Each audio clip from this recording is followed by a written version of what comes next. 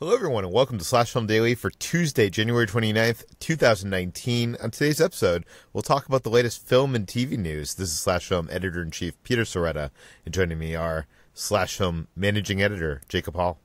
Hello, hello. And writer Hoai-Tran Bui. Hey, everyone. So our entire staff is still in Sundance. Not our entire staff. Obviously, us three are here in the office, but Brad, Ben, and Chris are in Park City, and so we have a light team here. But we're still covering all the news that's breaking. But before we get into that, I wanted to plug a few things on the site.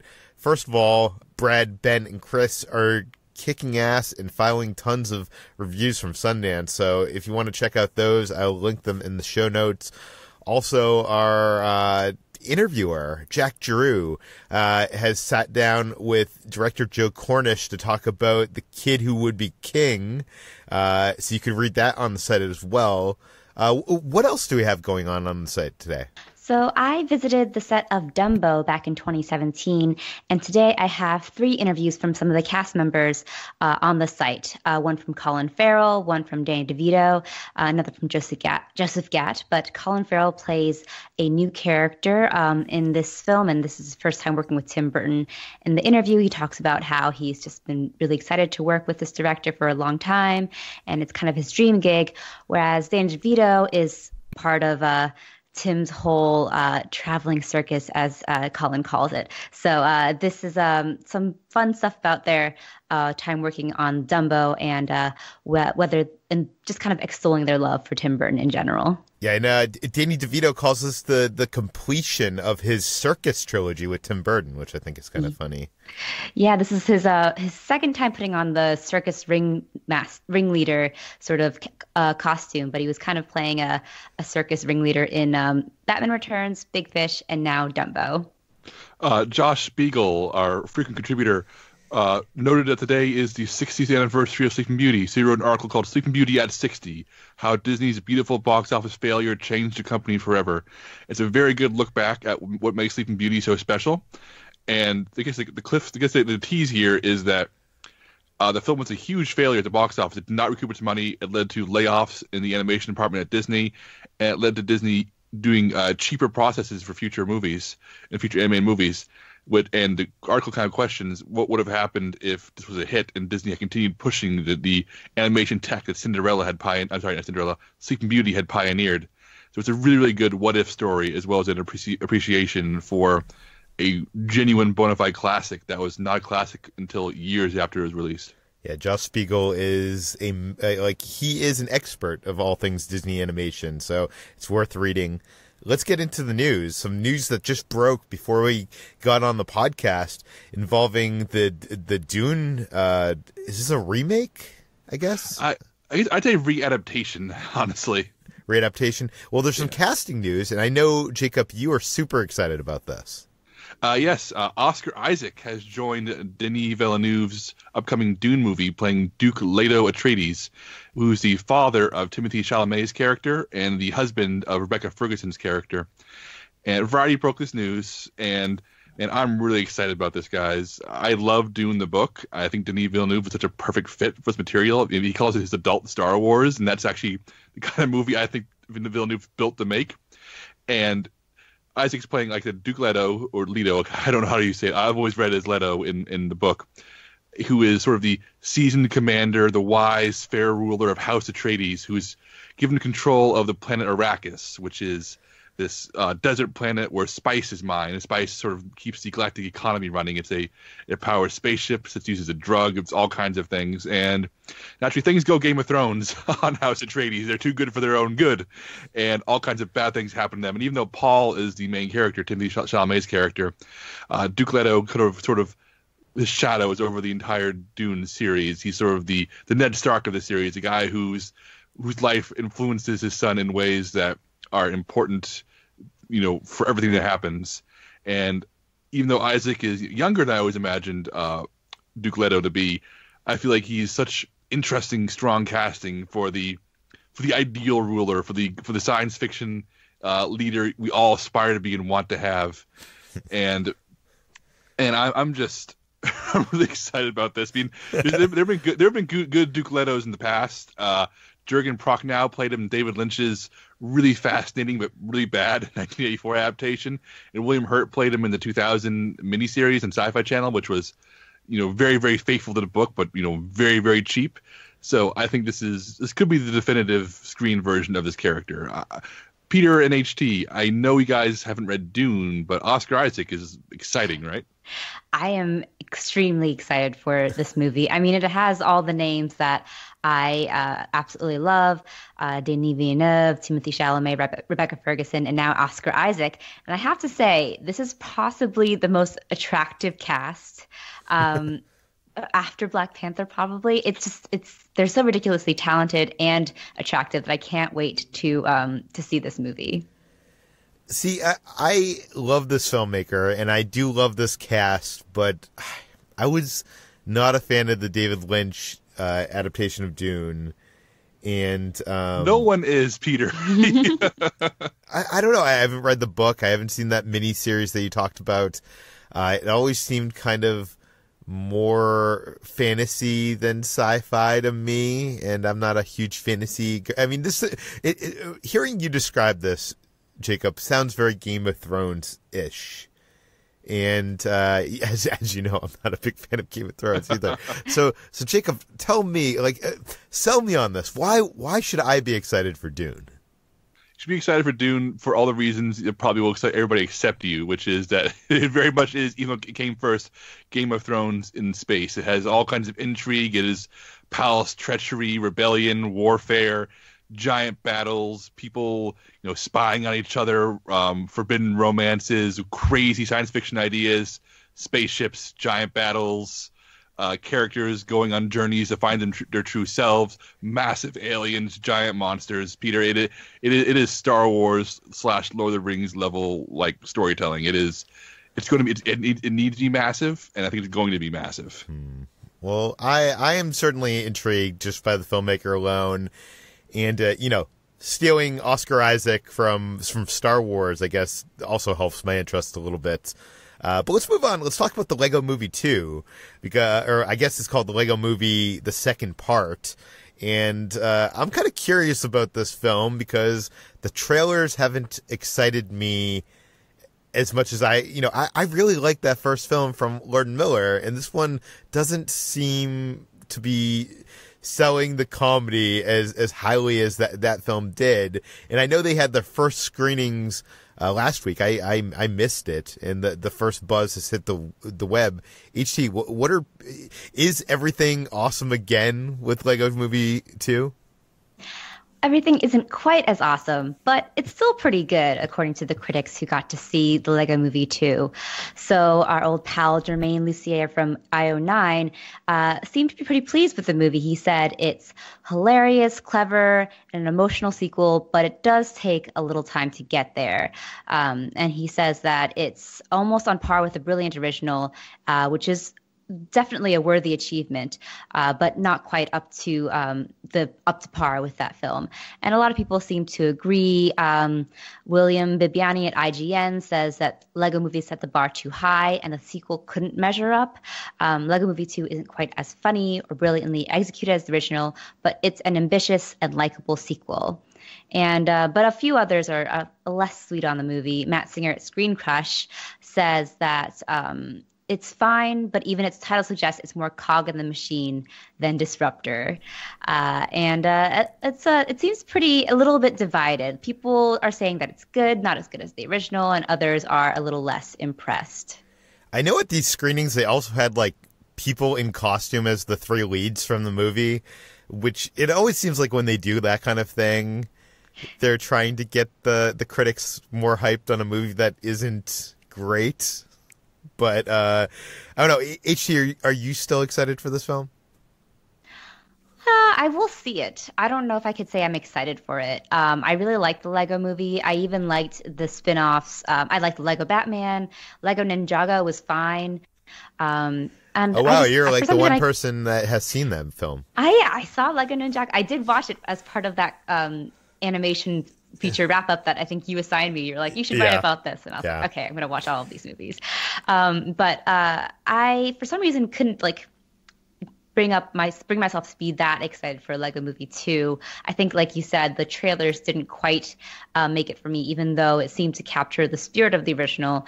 But I'll probably end up seeing it at some point. I don't know. To me, even the song feels like it's just trying to recapture the magic, but it doesn't quite get it. Jacob, am I wrong? I don't think you're wrong. I feel like Lego Movie was such a lightning in the bottle thing. This movie that should never have worked in any capacity whatsoever.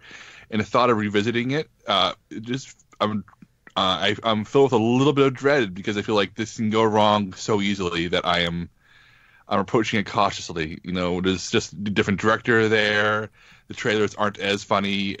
I'm cautious. I hope to like it, but yeah, I think being cautious about this is actually the responsible way to approach it. You know, the worst thing about the Lego Movie, and it being a critical and financial success, is that we're getting all these movies in development that are about things that shouldn't be movies. Like, I guess they're developing like a Play-Doh movie. You know, like it basically justifies Hollywood adapting anything because, if they can make a good movie out of Legos, then, sure, we can make a good movie out of Play-Doh. And this is a good transition point because we've learned that Warner Brothers is making a movie out of Funko Pops. HT, what is going on here? Yeah, so Warner Brothers Animation is currently developing a live-action animated hybrid based on the popular toy and action figure line Funko Pops. So this Funko movie is currently in development, and it will reportedly center around characters like Wonder Woman, the Care Bears, Hellboy, Deadpool, Hello Kitty, Harley Quinn, Darth Vader, and My Little Pony. So just who's who of random superheroes and other pop culture icons. So this is a kind of a strange choice because Funko has always been kind of the it was originally created to tap into movie nostalgia. They were created to like tie into movies and other such TV properties and stuff. And there's even a director's line, and they're more about tie-ins than actual toys for the sake of being played with. But I guess that's the case with a lot of action figures. But it just feels like the snake eating the tail kind of thing in which these movie merchandise toys are being turned into a movie of their own. Well, I've kind of known about this for some time. I wasn't able to talk about this, and I will correct you a little bit. Like it will. They're playing around with that. I think they're still developing this, so they don't know what characters are going to be in it. But I think those characters are going to be more of supporting roles, kind of like, Lego Batman was in the Lego movie. At least from what I heard, this story is going to follow this otter named Ollie. And there's a bunch of characters. There's going to be like 4 original characters that's going to follow. And I guess I don't understand exactly how the other characters are involved. Like, is this a world where all these pop culture creations just exist in one place? Or are we jumping from different worlds? And also, these Funko Pops don't have mouths. So, like, how are they going to talk? Oh, it's going to be very uncanny if they give them mouths. I feel like... I don't know. I know a lot of people have problems with the Cars universe and how the Cars universe works. I can't, in my mind, figure out how the Funko Pop universe will come together. Jacob, do you have any ideas? No comment. This all sounds terrible. It sounds like the Emoji Movie all over again. No, thank you. I mean, I do know that they do have some more talented people on this than the Emoji Movie. And I do like the idea of mashups. Like, I feel like, we're now in this era of cinematic universes and stuff, and I like the idea that we can now play around with these iconic characters interacting with each other. And maybe I'm being the optimist here, and this is gonna be terrible, but maybe this is the way we get like a movie where we can have DC characters interacting with Marvel characters, interacting with Hello Kitty. Do you know what I mean? Like, I don't know. That seems like it could be kind of fun. It could be fun in like a Roger Rabbit kind of way. Kind of similar to the first Wreck-It Ralph. Yeah. I don't know. Jacob, I'm not selling you, am I? No, I think Roger Rabbit is one of those things. It's a good touchstone because that movie should be terrible. But Robert Zemeckis is such a wizard that he makes it work. And Phil Lord and Chris Miller were such wizards that they made Lego Movie work. And those pretty much Zemeckis at the height of his powers, Lord and Miller at the height of their powers. Like some of the most thrilling creative minds in the past 50 years of entertainment made those work. So you're gonna have to really sell me on actual talent to make me have faith in the Funko Pop movie. Yeah, I don't know who's involved, but I've heard some really good people that we'd be excited about are involved. So, take that for whatever it's worth. Let's move on to a bit of Jason Bateman, who has been moving into directing. He directed episodes of Ozark. I think he did a movie before, right? Yeah, I did a movie called The Family Fang and Bad Words, I believe that one is called. Yeah. He's directing another movie. This one will star John Cena, but the concept for this movie is what has me truly intrigued. Tell us about it. Yeah, the concept here is essentially a night the museum goes to the movies. And it came from the Hollywood Reporter that Jason Bateman is directing this apparently sizably budgeted Netflix movie starring John Cena. And the premise is that let me go ahead and pull this up. The story centers on a family that gets stuck in an old abandoned movie studio. The set has come to life, and the family members find themselves stuck in various movies. So, it sounds like potential hijinks are involved. Wait, how does a movie set come to life, Jacob? I don't know. This is the question. I don't know if it's going to be like, characters pop up like they're in the studio, or if like they walk into the set and the set becomes real. It's not really made clear. It's also not made clear if they're going to be licensing famous movies, so like they walk into the set of E.T. and suddenly they're in E.T., or if it's going to be a bunch of fictional movies like generic Western or generic horror movie. I don't know, and the story is not clear. What is clear though is that Jason Bateman knows that Game Night was good because Mark Perez, who wrote Game Night, is behind the screenplay here. So it's reuniting those two, and makes me think that even though this sounds like a night museum with movies, this could skew a bit more R-rated because Game Night is very much an R-rated comedy in all the right best ways, and Jason Bateman's always starred in a lot of edgier, darker comedies. And John Cena is an interesting fit here because 10 years ago he was a WWE wrestler and he still is. But after Blockers and other movies recently, he's proven himself to be really, really good at playing like bumbling dad types, despite the fact that he's this huge, muscular man. So John Cena, Jason Bateman, and Mark Perez in this premise on Netflix is just a combination of really odd things that I'm very, very intrigued to see how it comes together. I mean, nothing Bateman has directed has like lit me on fire. I wasn't a big fan of Bad Words. I haven't seen Ozark. So I don't know if I'm excited for him to direct yet, but I am very intrigued to see what the writer of Game Night cooks up with Jason Bateman again with John Cena starring. Jacob, you need to see Ozark. Ozark's so good. I will say this, when this headline tweeted out, it didn't mention Game Night at all. We got nothing but like people being like, pass, this sounds bad. And then I tweeted, in response of like, oh cool, the writers of Game Night. And then all of a sudden we're like, oh, now I'm interested. So I tried so hard at the Game Night in the headline, Peter. It's such a long headline. I know. It's not your fault. I even tried too. We couldn't do it. I don't know. I'm really curious about this because I like movies that are about movies and movies that are like have characters going into movies. I know it's a bad movie, but I love. Have you ever seen Stay Tuned? I've never heard of that movie, Peter. Tell me about it.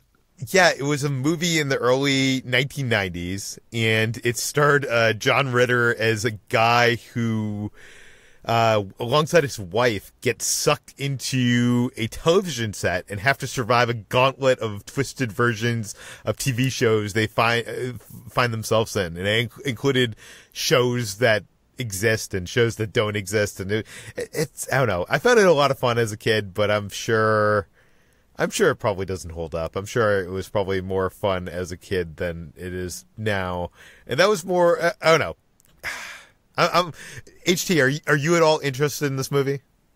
I am after, the Game Night plug, actually. And I do like what John Cena is doing after they stopped casting him as meat-headed cops, and he just started playing into his comedic talents. He's so good in Blockers, and he's great too in Trainwreck. He was a big surprise there. So I am interested in that. I don't know anything about Jason Bateman's directing style, but I'm willing to give it a shot. It sounds fun. And interestingly enough, Boris Kitt of The Hollywood Reporter, who broke this story, mentioned on Twitter that they were, or in the newsletter or something, that basically that Jason Bateman has a part in this movie, but he isn't going to reveal what the part is because he doesn't want to ruin the surprise. That makes me think that Jason Bateman will be playing like someone interesting, like maybe even a character that Jason Bateman has played in previously. Like I guess it's movies, it's not TV shows, right? So it's not like they could go into like Arrested Development or something like that. Yeah, my guess would be he's playing somebody famous in film history, either a famous film character or a famous filmmaker. Someone whose presence or name would be considered a spoiler or a surprise ruin if it was announced. I mean, what if he's getting sucked into Netflix TVs and movies, and this is like a way to combine? This is the way to create the connected Netflix cinematic universe. This is actually a really elaborate ad for Ozark. Yeah, sounds like it's a terrible idea. It's so terrible it could be true, Peter. Okay, let's move on. Let's talk about what's going on with this Time's Up challenge. It kind of started over the weekend, and a lot of people have kind of committed to this. So, HT, tell us, what is the Time's Up challenge? So Tessa Thompson proposed a challenge called the 4% Challenge, which would encourage Hollywood's producers, movers, and shakers to work with at least one female director in the next 18 months. And Tessa Thompson proposed this at the Sundance Film Festival before saying that she is going to commit to working with a female director.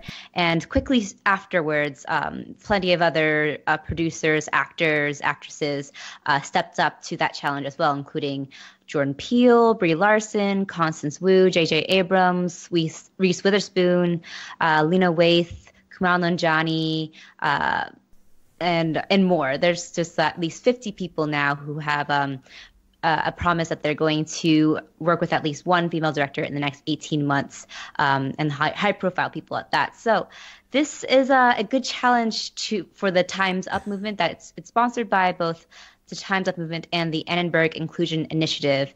And the 4% in this challenge refers to the statistic from the Annenberg Initiative that finds that only 4% of the top 100 studio films were directed by women. That is interesting. I wonder if this is going to have any effect, because hiring a female director to develop a project doesn't mean that project is going to get made. Do you know what I mean? Mm-hmm. Like this isn't like they're committing to making a movie in the next 18 months with female directors. That's not what's happening. They're hiring a female director to develop a project. And as you know, if you're following like even someone like Guillermo del Toro, there's tons of projects that people are involved in that never get made.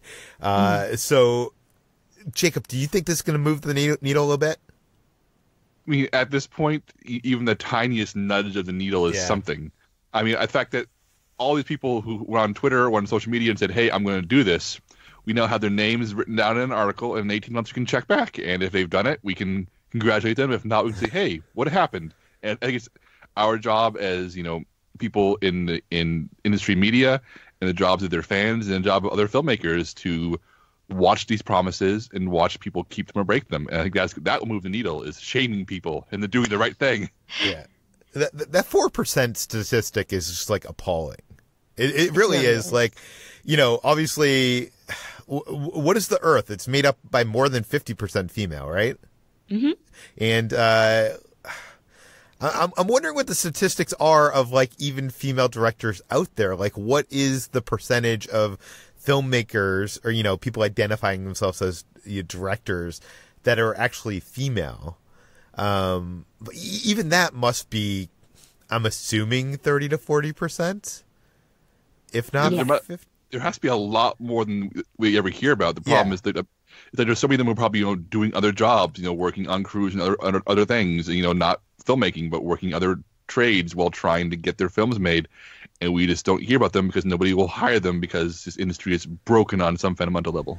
Yeah, there was that great BuzzFeed article a few years back about how plenty of female directors, after having, won a big major hit, ended up not being able to find work immediately afterwards and had to go back to TV, for example, and just kind of trying to work their way back up through the ranks in television and not being able to find their next big feature project. So this is, I think, about just opening up the opportunities for people who already have proven themselves and already have proven that they can direct a film, and also just like opening up opportunities for people who may not have had it before. Yeah, it's interesting that you bring up TV because this has become less of a problem on TV.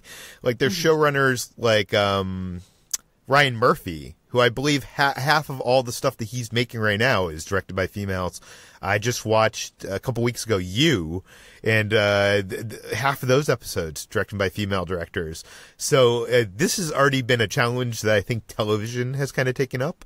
And I mean, I guess maybe that's thought of as a lesser medium to movies. Hollywood has to get this together and, I mean, definitely move that 4% up. 4% is ridiculous. It's just ridiculous. But yeah, we'll have to check back in a year and see if this has any real effect, because, I mean, I don't know. That's just sad. Okay, let's move on to our final story, and this is something that hit yesterday. It is that Universal Studios has kind of announced that they are no longer doing the Dark Universe. They're connected, monster cinematic universe, and they have lined up someone to direct The Invisible Man. Now, Jacob, I know you are a huge fan of Universal Monsters, so tell us about this.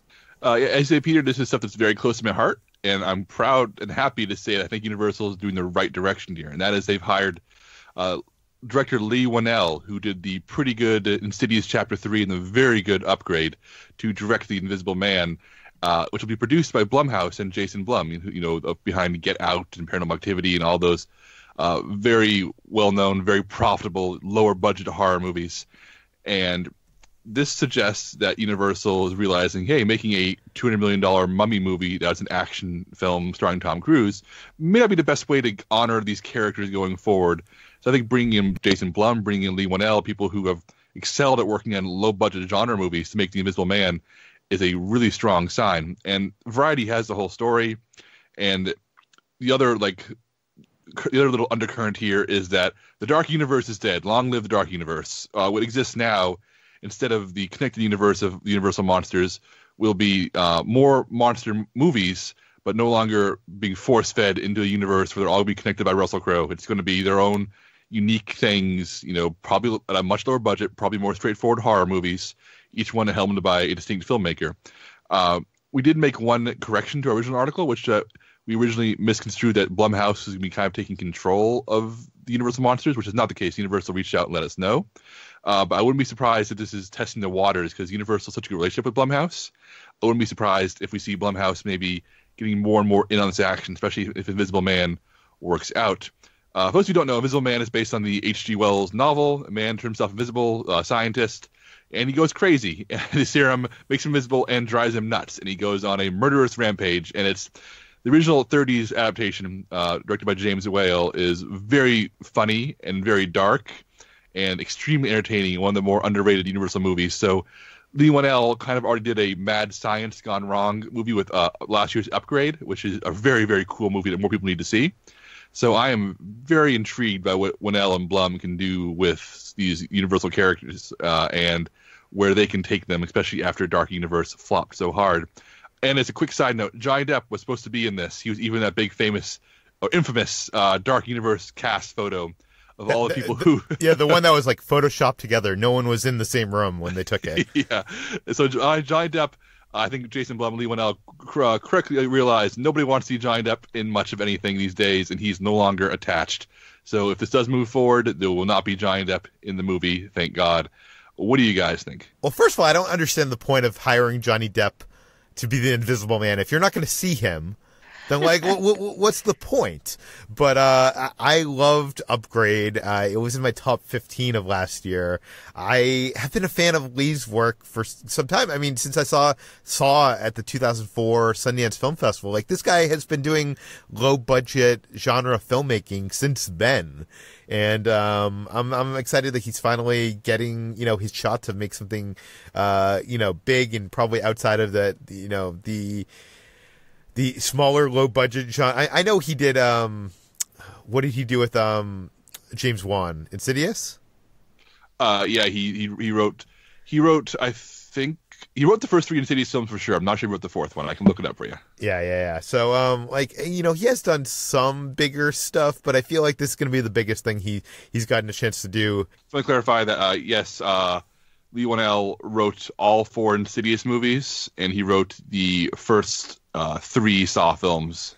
Yeah. I do want to say that I know you disagree, Jacob, but I do think that, like, the idea of having a connected Universal Monsters universe was a good idea. The execution of that idea was poor. Like, even, I think even from the start of releasing that photo and where they were coming from, and I feel like so many people are trying to copy Marvel, and none of them are going back and watching Iron Man 1 and seeing, like, how simple and how, like, if they weren't teeing up the Avengers in that movie. Sure, they had, Nick Fury show up in an end credit scene. It was kind of like, a fun nod to fans. It wasn't, a huge part of the plot. It didn't feel, it didn't feel like a business decision. It felt like a fun, part of the story. And I feel like a lot of these Hollywood franchises are trying to, steal that cinematic universe, and they're just approaching it so poorly. And now I think Hollywood's going to come away from this being like, oh, the only person who can do a cinematic universe is Marvel. And I feel like that's Hollywood getting a bad, learning the bad lesson from this again. They're definitely putting the cart before the horse, and not realizing that you just have to make a good movie first before you try to do a whole universe. Yeah, if Mummy was good, if Mummy was actually a good movie that's satisfied by itself, like the first Iron Man did, and then they tease something at the very end in the credits that it could be, like, ignored if you wanted it to, if the movie could exist on its own, that's one thing. But the Mummy does not exist on its own. The middle 45 minutes of the Mummy literally pauses to bring in Russell Crowe to explain, hey, larger universe time, more movies coming, and it's really distracting and bad. And as you said, Peter, if it had been built with a sense of fun, it would be one thing, but it feels very like a crass business decision, even in the context of that movie. Okay, that brings us to the end of today's Slash Film Daily. You can find more of all of our work at slashfilm.com, and the stories we mentioned today linked in the show notes. Slash Film Daily is published every weekday on iTunes, Google Play, Overcast, Spotify, all the popular podcast apps. Please feel free to send us your feedback, questions, comments, concerns to us at peter@slashfilm.com. And please go rate, review the podcast on iTunes. Tell your friends. Spread the word. And we'll see you tomorrow. So, HT, there's this guy that wrote in that says he can't trust your reviews of movies anymore because you recommended Serenity, and he actually listened to your review on the podcast and shut it off before the spoilers and went and saw it with his AMC A-list, which was exactly what you recommended, and he was so disappointed. Listen, I never said it was a good movie. I said it was an experience, and I think that you have to be willing to just let that experience take you away for a ride.